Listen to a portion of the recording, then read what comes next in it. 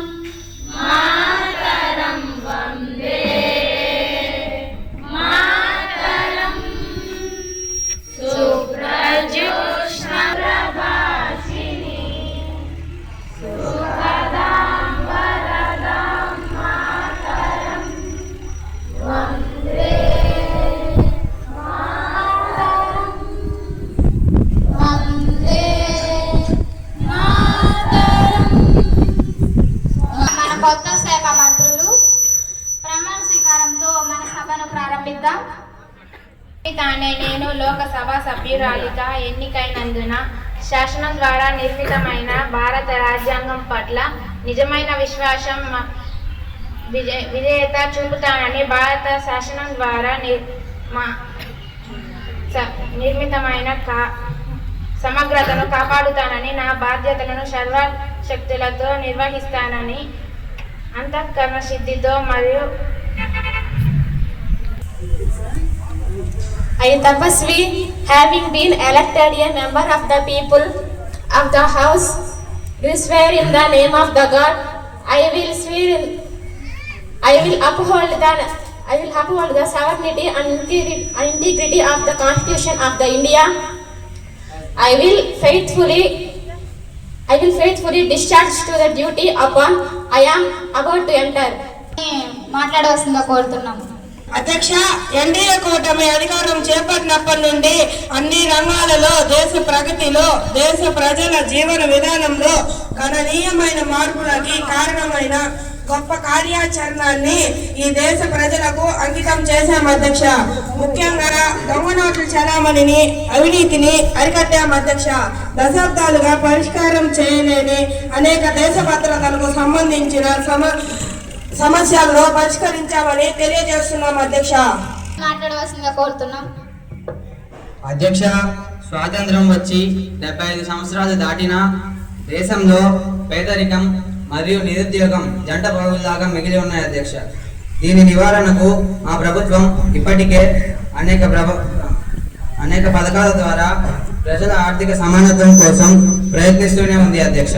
నేడు యువత కొరకు యువక్రాంతి అనే కొత్త పథకం ద్వారా శిక్షణ మరియు ఉత్పత్తి కేంద్రాలను ఏర్పాటు చేసి శిక్షణ అనంతరం వివిధ రకాల ఉత్పత్తులు వాటిని ఆన్లైన్ ద్వారా అమ్మడం జరుగుతుంది అధ్యక్ష. ఈ పథకం ద్వారా ప్రజలకు ప్రతి రాష్ట్రానికి 250 కోట్ల రూపాయల నిధులను సమకూర్చడం జరుగుతుంది అధ్యక్ష. ఈ విషయాన్ని మీ ద్వారా సభకు తెలియజేస్తున్నాం అధ్యక్ష. అధ్యక్ష, మన దేశంలో 24.8 కోట్ల మంది విద్యార్థులు, 14.72 లక్షల పాఠశాలల్లో 98 లక్షల మంది ఉపాధ్యాయులతో విద్యా వ్యవస్థ ఉంది అధ్యక్ష. జాతీయ విద్యా విధానం 2022 ప్రకారం 5 ప్రాథమిక స్తంభాలను దృష్టిలో ఉంచుకొని వాటి మీద నిర్మించడం జరిగింది అధ్యక్ష. అవి 1 అందుబాటు, 2 సమానత్వం, 3 స్వచ్ఛత, 4 స్థిరత్వం, 5 మృదువైన. కానీ అధ్యక్ష, విద్యారంగం ఉమ్మడి జాబితాలో ఉన్నందున ఆయా రాష్ట్ర ప్రభుత్వాలు విద్యా విధానాల రకరకాల ప్రయోగాలు చేసి కొన్ని రాష్ట్రాలలో విద్యా ప్రమాణాలు దిగజారినవి అనేది వాస్తవం అధ్యక్ష. కావున విద్యా వ్యవస్థను మెరుగుపరచటకు కేంద్ర ప్రభుత్వ ఆధ్వర్యంలో విద్యావేత్తలైన మేధావులతో ఫారం ఏర్పాటు చేసి సిఫార్సులకు ఆహ్వానం పలుకుతున్నాం అధ్యక్ష. తద్వారా వచ్చే సూచనల ఆధారంగా అన్ని రాష్ట్రాలలో విద్యా ఫారంలు ఏర్పాటు చేసి వ్యవస్థలో వాటిని భాగస్వాములను చేయాలనే ఆలోచన ప్రభుత్వానికి అధ్యక్ష. శాఖ మంత్రి అయిన భువనేష్ గారిని మాట్లాడవలసిందిగా కోరుతున్నాం. దేశంలో 70% మంది వ్యవసాయం మీద ఆధారపడి ఉన్నారు. వారిలో రైతులు, రైతు కూలీలు కూడా ఉన్నారు అధ్యక్ష. 2 వర్గాల వారు అనేక సమస్యలను ఎదుర్కొంటున్నారు అధ్యక్ష. రైతులు రైతు కూలీలు ఆయా పంట కాలాలలో పనిచేసి మిగతా రోజుల్లో ఖాళీగా ఉంటూ జీవనోపాధి కోల్పోతున్నారు అధ్యక్ష. కావున అధ్యక్ష వారి కొరకు వ్యవసాయ అనుబంధ పరిశ్రమలు ఏర్పాటు చేసి సంవత్సరాంతము వారికి జీవనోపాధి కల్పించాలని మా ప్రభుత్వ ఆలోచన. ఇందుకు సంబంధించిన కార్యాచరణ త్వరలో ప్రారంభిస్తాం అధ్యక్ష. అధ్యక్ష, భారత సమాచార ప్రచార రంగం నందు అర్థం కాని పరిస్థితి నెలకొంది అధ్యక్ష. ప్రపంచంలో 160 దేశాలకు ర్యాంకులు ప్రకటిస్తే మన దేశం 159వ ర్యాంకు, క్రింది నుండి 2వ దేశంగా ఉంది అధ్యక్ష. పాకిస్తాన్, శ్రీలంక దేశాల కంటే మన దేశం వెనుకబడింది అధ్యక్ష. ఈరోజు ప్రజలకు చేరవలసిన సమాచారం నిష్పక్షపాతంగా చేరడం లేదు అధ్యక్ష. ఏ వార్త నమ్మాలో ఏ వార్త నమ్మకూడదో తెలియని స్థితిలో భారతీయులు ఉన్నారు అధ్యక్ష. ఈ రోజు మనమంతా వింటున్న వార్తలు 62% రాజకీయ పార్టీలు భాగస్వామ్యంతో టీవీ ఛానళ్లు ఏదో ఒక రాజకీయ పార్టీలో నీడలు బతుకుతున్నాయి అధ్యక్ష. అసలైన సమస్యలైన నిరుద్యోగం, ధరల పెరుగుదల, రైతు శ్రామికుల సమస్యలను వదిలేసి అధ్యక్ష సినీ నటుల జీవిత విశేషాలు, మత ఘర్షణలు, కులతత్వం, రౌడీయిజం వీటిని అనేక కోణాల్లో చూపిస్తూ భారత ప్రజలలో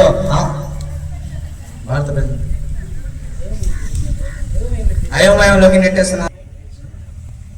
అధ్యక్ష, దేశానికి పట్టుకొమ్మలు గ్రామీణ ప్రాంతాలు, గ్రామాలు అభివృద్ధి చెందితేనే దేశం అభివృద్ధి చెందుతుంది. కావున గ్రామీణ ప్రజలకు ఉపాధి అవకాశాలు కల్పనలో భాగంగా పనికి ఆహార పథకం సమర్థవంతంగా అమలు చేస్తున్నాం అధ్యక్ష. మన దేశంలో రైల్వే వ్యవస్థ చాలా పెద్దది అధ్యక్ష. రైల్వే శాఖ బడ్జెట్ ప్రత్యేకంగా ప్రవేశపెట్టబడుతుంది అధ్యక్ష. ఈ మధ్య సౌకర్యవంతమైన మరియు వేగవంతమైన వందే భారత్ రైలును ప్రవేశపెట్టబడింది అధ్యక్ష. ఈ రైలు ప్రజల మన్ననలు పొందుతున్న విషయం మనందరికీ తెలుసు అధ్యక్ష. ఇటీవల మన విజయవాడలో 32 మంది మావోయిస్టుల అరెస్టు జరిగింది అధ్యక్ష. వెంటనే మన ప్రభుత్వం అప్రమత్తమై దేశంలోని వివిధ ప్రాంతాలలోని మావోయిస్టుల స్థావరాలను ధ్వంసం చేయడం జరిగింది అధ్యక్ష. పక్క దేశమైన అమెరికా అస్తవ్యస్త ఆలోచన విధానాల వల్ల బంగారం రేటు ఎటో వెళ్తుంది అధ్యక్ష. ఇప్పుడిప్పుడే కొంత గాడిన పడుతుంది అధ్యక్ష. కార్మికులకు PF నుండి లోను తీసుకున్నట్టు సులభకరంగా చేయడం జరిగింది అధ్యక్ష. అధ్యక్ష, నేను ఆర్థిక శాఖ మంత్రిని ప్రశ్నించాలని గురించి చెప్పారు. కానీ శిక్షణ మరియు ఉత్పత్తి కేంద్రాలు ఎక్కడెక్కడ ఎన్ని కేంద్రాలు ఉన్నాయో, ఎక్కడెక్కడ ఎన్ని కేంద్రాలు ఏర్పాటు చేసేది చెప్పలేదు అధ్యక్ష. అధ్యక్ష, గౌరవ సభ్యులు ఇప్పుడే నిద్ర లేచినట్టు ఉన్నారు అధ్యక్ష. యువక్రాంతి పథకం ఇంకా బాల్య దశలో ఉంది అధ్యక్ష.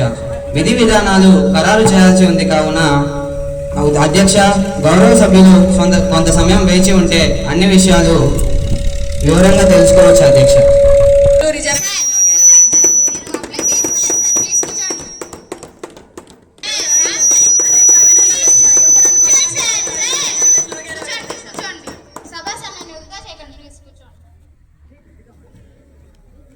నేను చెప్పదలుచుకున్నది ఏమిటి అంటే, ముందుగా అప్లై చేసుకున్న వ్యక్తులు మాత్రమే వాళ్ళని ప్రశ్న అడగండి. దయచేసి వినండి. అధ్యక్ష, యువకరాని కూర్చోండి. ఎవరైనా అడగదలుచుకుంటే అడగచ్చు. అధ్యక్ష, నేను విద్యాశాఖ మంత్రి గారిని ప్రశ్నలు అడగాలని అనుకుంటున్నాను. అధ్యక్ష, గౌరవ మంత్రి వర్యులు విద్యాశాఖలో విద్యావేత్తలు మేధావులతో ఫోరం ఏర్పాటు అనే అంశం ఆహ్వానించదగినది అధ్యక్ష. కానీ ప్రస్తుతం పాఠశాలలో ఉపాధ్యాయులు, విద్యార్థులు, తల్లిదండ్రులు సంబంధాలు చాలా దారుణంగా ఉన్నాయి అధ్యక్ష. ఎలా అంటే, పూర్వం ఉపాధ్యాయులను చూచి విద్యార్థులు భయపడేవారు అధ్యక్ష. కానీ నేడు విద్యార్థులను చూచి ఉపాధ్యాయులు భయపడే పరిస్థితి ఉంది అధ్యక్ష. ఈ సున్నితమైన సమస్యకు కారణం ఒక ప్రక్క ప్రభుత్వం కాదంటారా అధ్యక్ష? విద్యార్థులు తప్పు చేస్తే తల్లిదండ్రులు మందలించాలి. పాఠశాలలో ఉపాధ్యాయుడిని గౌరవించాలి. అప్పుడే విద్యార్థులకు క్రమశిక్షణ, దాంతోపాటు విద్య అలవడుతుంది అధ్యక్ష. ఈ సమస్యను సత్వరమే పరిష్కరించకపోతే తప్పుదోవ పడుతున్న విద్యార్థులతో సమాజం కూడా కలుషితమై అసాంఘిక కార్యకలాపాలు పెరిగి ప్రజలు బిక్కుమంటూ బ్రతకాల్సిన పరిస్థితి వస్తుంది అధ్యక్ష. ఇంకా విద్యాశాఖపై చర్చించాల్సిన అంశాలు ఉన్నందున చర్చ పెట్టాల్సిన అవసరం ఉంది అధ్యక్ష.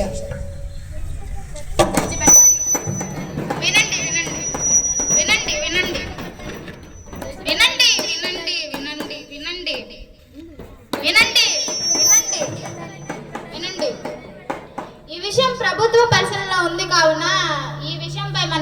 అవసరం లేదు.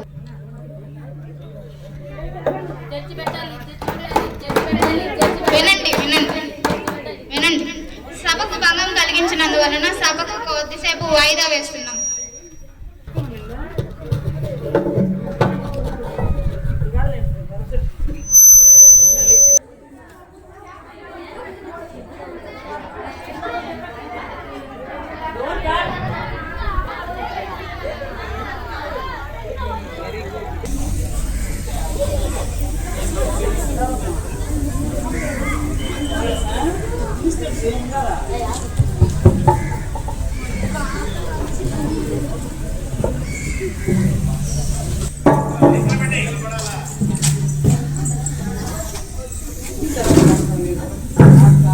కూర్చోండి.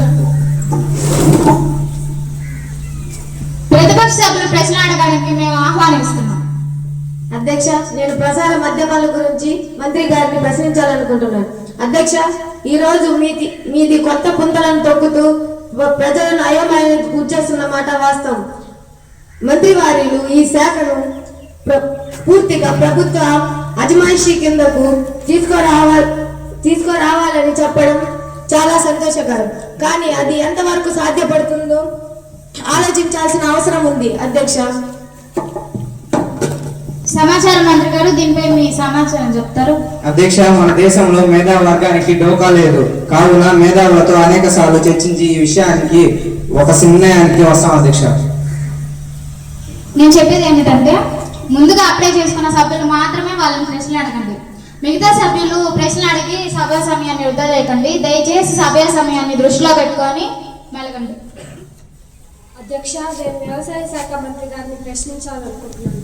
అధ్యక్ష, మన దేశంలో చాలా మంది రైతులు నకిలీ విత్తనాలు, నకిలీ మందులు గిట్టుబాటు ధరలు లేక విధులు లేని పరిస్థితుల్లో ఆత్మహత్యలకు పాల్పడుతున్నారు. అధ్యక్ష, కానీ మంత్రి గారు ఈ సమీక్షంలో పరిష్కార మార్గాలు చెప్పకుండా ఏదేదో సోది చెప్తున్నారు. అధ్యక్ష, దీనికి మంత్రి గారు న్యాయం చెప్పాలి. అధ్యక్ష, గౌరవ వ్యవసాయ శాఖ మంత్రి గారు ఈ విషయంపై మీ స్పందన తెలియజేస్తారా? అధ్యక్ష, గౌరవ సభ్యులు సూచించిన విషయంలో కొంతవరకు వాస్తవం ఉంది. అధ్యక్ష, కొంత కాదు అధ్యక్ష, పూర్తి వాస్తవం. కావున ఈ విషయం సుదీర్ఘంగా చర్చించాల్సిన అవసరం ఉంది. కనుక సభలో చర్చ పెట్టాలి. అధ్యక్ష, వినండి వినండి వినండి వినండి వినండి వినండి.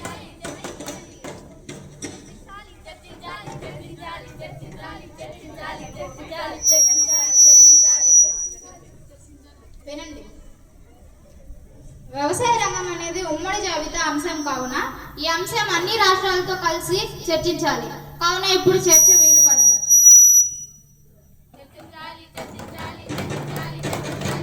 ప్లీజ్ వినండి వినండి వినండి వినండి. సభకు భంగం కలిగినందువలన సభను రేపటి వాయిదా వేస్తున్నాం.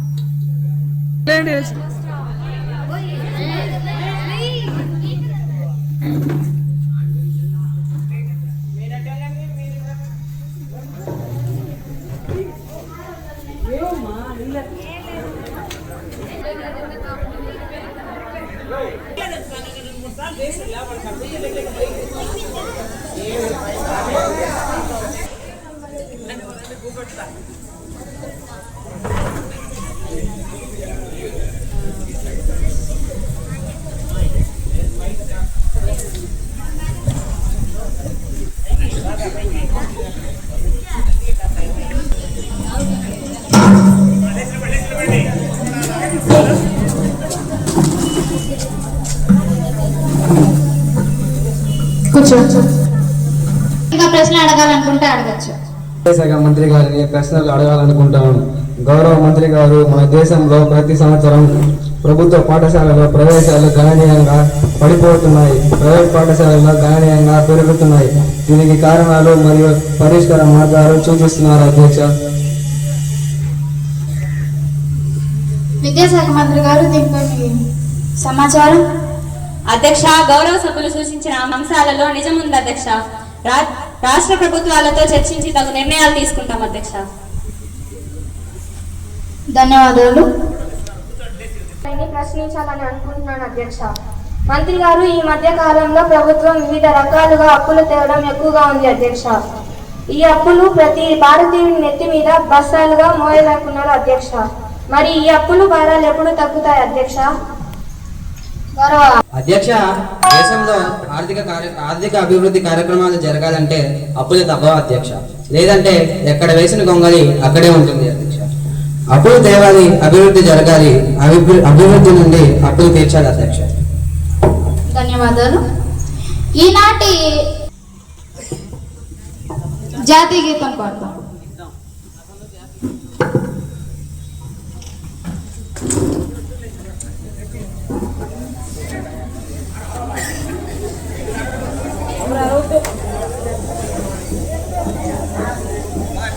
ఉండు అంటే ఓకేనా? వీళ్ళు మాత్రమే పాడతారు, మీరెవరు పాడకండి, వీళ్ళు మాత్రమే పాడతారంట. జనగణ మన అధినాయక జయ హే భారత భాగ్య విధాత, పంజాబ సింధు గుజరాత మరాఠ ద్రావిడ ఉత్కల వంగా, వింధ్య హిమాచల యమునా గంగా ఉత్కల జలసి తరంగా, తవ శుభ నామే జాగే तव शुभाशिष मागे, गाहे तव जय गाथा, जन गण मंगलदायक जय हे भारत भाग्य विधाता, जय हे जय हे जय हे जय जय जय जय हे. ఎంపీ లాగానే ప్రవర్తించారు. స్పీకర్ అయితే హ్యాట్స్ ఆఫ్ అంతే. ఆ అమ్మాయి మన మోక్ష గాయత్రి అమ్మాయి చాలా గొప్పగా స్పీకర్ యొక్క స్థానాన్ని హుందాగా నిర్వహించారు.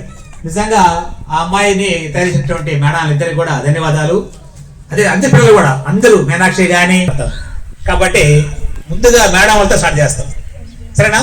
అలాగే పిల్లలు కూడా ఎవరైనా ప్రిపేర్ అయ్యి ఉంటే మీకు కూడా అవకాశం ఇస్తాం. ఆశాష మేడం గారి గురించి నేను ఒక్క మాట చెప్పి ఇస్తాను మేడంకి. మేడం గారు రేపు జూరీ రిటైర్ అవుతున్నారు. రేపు జూరీ రిటైర్డ్ అంటే రేపు బడి తీస్తానే సెలవు అయిపోతాను, బడి తీస్తానే ఆ నెల చివరి రోజు రిటైర్ అయిపోతారు. కాబట్టి మేడం గారికి నేనేం చెప్పానంటే, ఏదైనా మాకు అసెంబ్లీ కానీ మాకు పార్లమెంట్ కానీ చేయండి మేడం, బాగుంటుంది చెప్పాను. నిజంగా చాలా గొప్పగా చాలా బాగా చేశారు ఇద్దరు. వాస్తవంగా మేడం గారికి మోకాళ్ళు నొప్పులు, పాపం మెట్లు పైకి ఎక్కి ఈ పార్లమెంట్ చేయాలనుకుని మాక్ పార్లమెంట్ నిర్వహించాను. అది పిల్లలందరూ చాలా చక్కగా నిర్వహించారు. దానికి పిల్లలందరికీ నా ఆశీస్సులు. వాళ్ళందరూ చక్కగా చదివి ఏదో ఒక ఉద్యోగాల్లో చేరతారని నేను ఆశిస్తున్నాను. దాని తర్వాత ఈరోజు రాజ్యాంగ దినోత్సవం అంటే 1949వ సంవత్సరం నవంబర్ 26వ తేదీన రాజ్యాంగ సభ ద్వారా ఈ రాజ్యాంగాన్ని మనం స్వీకరించాము. ఆ తర్వాత 1950 జనవరి 26న అది అమల్లోకి వచ్చింది. ఆ రోజు నుంచి మనం ఈ రిపబ్లిక్ డే జరుపుకుంటూ ఉన్నాం అన్నమాట. కానీ ఈ రాజ్యాంగాన్ని ఎవరు నిర్వహించారు, ఎవరు రాశారు అని అంటే చాలామంది పెద్ద పెద్ద మేధావులందరూ, డాక్టర్ అంబేద్కరు, తర్వాత బాబు రాజేంద్ర ప్రసాద్, తర్వాత సరోజినీ నాయుడు, కొంతమంది మహిళలందరూ కలిసి కూడా ఈ రాజ్యాంగాన్ని రచించారు. దీంట్లో 470 ఆర్టికల్స్ ఉన్నాయి, ఇంకా 22 భాగాలు ఉన్నాయి, 12 షెడ్యూల్స్ కూడా ఉన్నాయి. అసలు రాజ్యాంగాన్ని ఎందుకు మనం రాసుకున్నాము అని అంటే, బ్రిటిష్ వారు వెళ్ళిపోయిన తర్వాత మనలో మనము ఎలా పాలింపబడాలనే విషయం ఎవరికి తెలియదు. అందువల్ల మనల్ని మనం ఎలా పరిపాలించుకోవాలనే దానికోసం కొంతమంది మేధావులందరూ కలిసి ఒక పెద్ద రాజ్యాంగాన్ని రాసుకుందామని అనుకొని ప్రపంచంలోని దేశాలన్నింటినీ చూసి అధ్యయనం చేసి ఏ రాజ్యాంగాలు బాగున్నాయి, మన దేశానికి ఏ రాజ్యాంగం అయితే సరిపోతుందనే ఉద్దేశంతో దాన్ని బాగా అధ్యయనం చేసి ఒక రాజ్యాంగాన్ని రాసి మనకు ఇచ్చారు. దీని ప్రకారంగా రాజ్యాంగంలో సమానత్వం, తర్వాత సౌభ్రాతృత్వం, ఇందాక మనం ప్రియాంబుల్ చెప్పినట్టు స్వేచ్ఛ, ఇవన్నీ కూడా దాంట్లో పొందుపరచబడి ఉన్నాయి. ఇలాగే మన హక్కులేందో కూడా ఆ రాజ్యాంగంలో నిర్వహించబడి మనకందరికీ తెలియజేస్తున్నారు. సమానత్వ హక్కు, ఓటు హక్కు, జీవించే హక్కు, మత స్వేచ్ఛ హక్కు, ఈ హక్కులన్నీ దాంట్లో పొందుపరచబడి ఉన్నాయి. కాబట్టి ఇవన్నీ ఈరోజు మనం అనుభవిస్తున్నాం. హక్కులు కదా పొందుపరచబడినట్లు కొన్ని బాధ్యతలు కూడా మనకు దాంట్లోనే పొందుపరచబడి ఉన్నాయి. ఏందయ్యానంటే మన దేశాన్ని బాగా ప్రేమించాలి, మన జాతీయ గీతాన్ని కూడా మనం అభినందించాలి, తర్వాత ఇతరుల హక్కులకు భంగం కలిగించకూడదు, చట్టాలని పాటించాలి. మెయిన్గా చట్టాలని పాటించాలి. ఈ చట్టాలను కానీ పాటించకపోతే మనం ఈరోజు ఇలా ఉండగలిగే వాళ్ళమే కాదు. ఆ రాజ్యాంగంలో రాసిన చట్టాలని పాటించగలుగుతున్నాం కాబట్టి ఈరోజు మీరందరూ ఈ పాఠశాలలో చదువుకోగలుగుతున్నారు, మేమందరం ఉద్యోగాలు చేయగలుగుతూ ఉన్నాం. కాబట్టి ఆ కాలంలోనే ఈ రాజ్యాంగాన్ని రచించడానికి చాలా డబ్బు కూడా వ్యయమైంది. దాదాపు 3,96,000 దాకా డబ్బు కూడా ఖర్చు అయింది. అంతేకాకుండా 1,40,000 పదాలు కూడా ఆ రాజ్యాంగంలో ఉన్నాయి. 350 పేజీలు గల పెద్ద రాజ్యాంగం మనది. మిగతా రాజ్యాంగాల కంటే చాలా గొప్ప రాజ్యాంగం మనది. అందువల్ల మనం ఎప్పుడూ దేశాన్ని గౌరవిస్తూ ఉండాలి, జాతీయ పతాకాన్ని కూడా మనం గౌరవించాలి, మంచి పౌరులుగా కూడా మనం ఉండాలి. నేను చెప్పేది ఏంటంటే ప్రభుత్వ పాఠశాలలో చదివిన వాళ్ళు ఏమీ చేయలేకుండారనే ఉద్దేశం కాకుండా ప్రైవేట్ శాలలకు దీటుగా ప్రభుత్వ పాఠశాలలో కూడా అన్నీ చేయగలుగుతున్నారు, బాగా చదవగలుగుతున్నారు. వాళ్ళు కూడా మంచి మంచి ర్యాంకుల్లో ఉండాలా, మంచి మంచి ఉద్యోగాలు తెచ్చుకోగలుగుతున్నారనే విధంగా మీరు చదివి పైకి రావాలని ఆశిస్తూ ఇంతటితో ముగిస్తున్నాను. రాజ్యాంగ దినోత్సవము మనకు సంక్రమింపజేసిన హక్కులను మనం వినియోగించుకుంటూ స్వేచ్ఛగా మన బాధ్యతలను కూడా నిర్వర్తిస్తూ విద్యార్థులైన మీరు మంచి భవిష్యత్తులోనికి మీ మార్గాన్ని